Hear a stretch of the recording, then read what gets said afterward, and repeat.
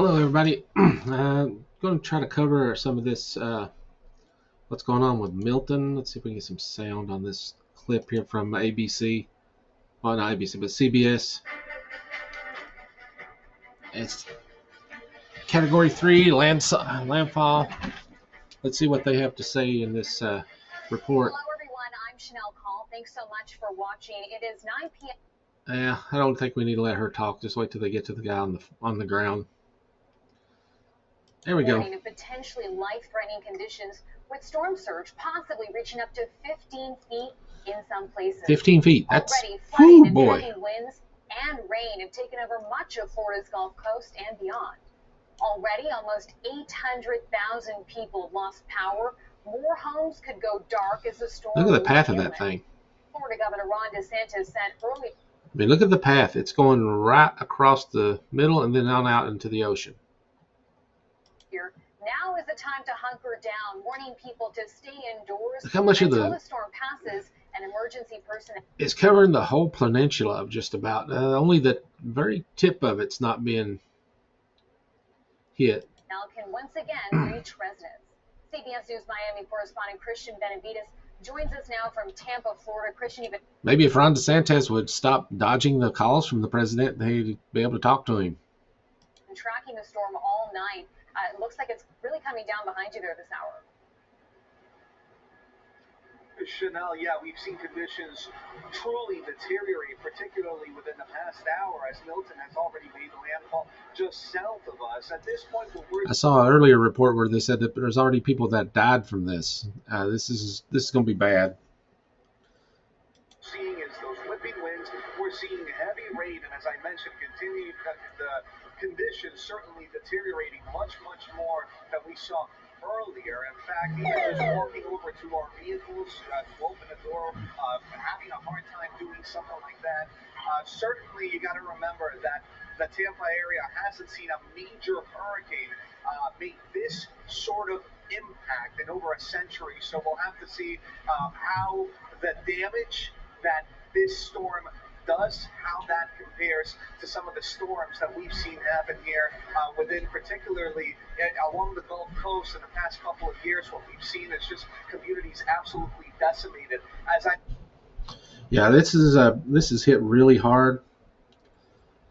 It's the third one this year, apparently, in Florida, and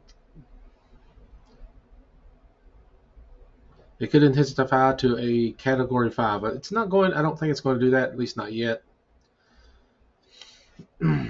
But this thing is doing some major damage. Look, it's pretty much covered the whole thing. It's going up. The remnants are going to go up the coast, so we're going to get some rain and some storms off of it up here in Virginia, I think, but nothing like we got off that last thing. Now, the climate change is definitely making these things worse. I don't know why people can't accept that. Since April, the sea surface temperature has been hotter than any other period on record. I don't know why people just can't accept the reality. To you earlier tonight, we've spoken to residents who live in those barrier island communities. They say that they haven't seen storms like this. They've lived there for decades, and it's certainly something that it's shocking to them. We spoke to one woman who lives in St. Pete Beach. She said that the storm surge during Helene, which happened not 2 weeks ago, came up to her neck. She had decided to ride out the storm. Sorry, we're hearing some sort of commotion happening here. It's just, as I mentioned, as these whipping winds get going, you sort of see debris that goes out on the street, and we just want to make sure that everything is okay around us, and it looks like it is. As I mentioned, this woman in St. Pete Beach told me that she had ridden out Helene. The storm surge at that point was at 5 feet, because remember that Helene stayed about 100 miles offshore from where we're located, and it still decimated that community. Water. And she still decided to stay. Why? Why would you do that? Up to her neck. She called police. She started calling for help. Officials told her that they couldn't go out and help her because it was just too dangerous for them to go out there, and she was in a mandatory evacuation zone, and they had already warned so many people. Yeah, when they tell you you're in a mandatory evacuation zone, get out. Leave. Do not stay there. You are in danger. Uh, I'm not going to play the rest of this clip. This is pretty much got to the point, I believe. Um, okay, people try to stay safe. If you can get out, get out. Do not stay there. It is not safe. Uh, People are going to be monitoring this. Of course, everybody's watching. So hopefully everybody gets out and everybody's safe. And oh my Lord, uh, this is going to be bad. This is going to be a bad one for Florida. I hope they've already been some people passed away. This is not good. I wish I could end on a more lighter note on this one, but hopefully the governor gets the stick out of his butt and actually works with FEMA this time to try to help people. But who knows?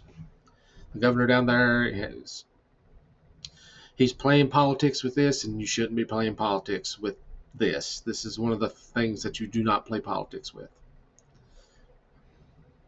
Some people just don't care. Well, thanks for watching.